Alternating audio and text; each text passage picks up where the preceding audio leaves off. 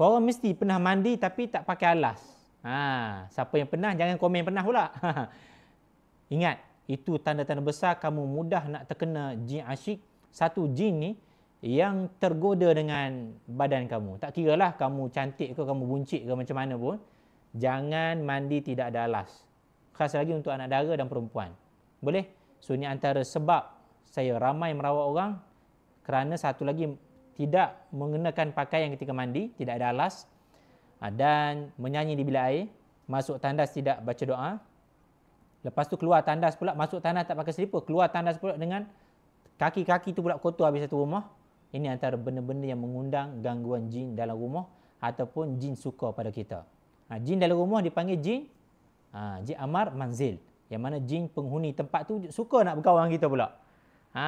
Boleh jadi juga jin penghuni tempat tu jugalah yang menjadi suka pada kita.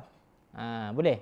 Sebab dia menghuni tempat yang sama, dia melihat badan kita yang tak berapa nak sadar tu. So, hati-hati. Laki perempuan boleh kena benda ni.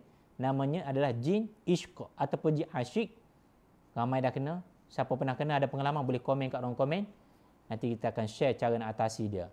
Tapi untuk video kali ini, saya bagilah satu amalan yang mana untuk anak-anak, perempuan, ibu ayah semua amalkan. Ustaz, badan saya ni dah tak cantik, dah tak macam tone drum dah Ustaz. Tak payah baca, tak apa doa. Bukan macam tu. Sebab kadang-kadang selera ni je lain ke.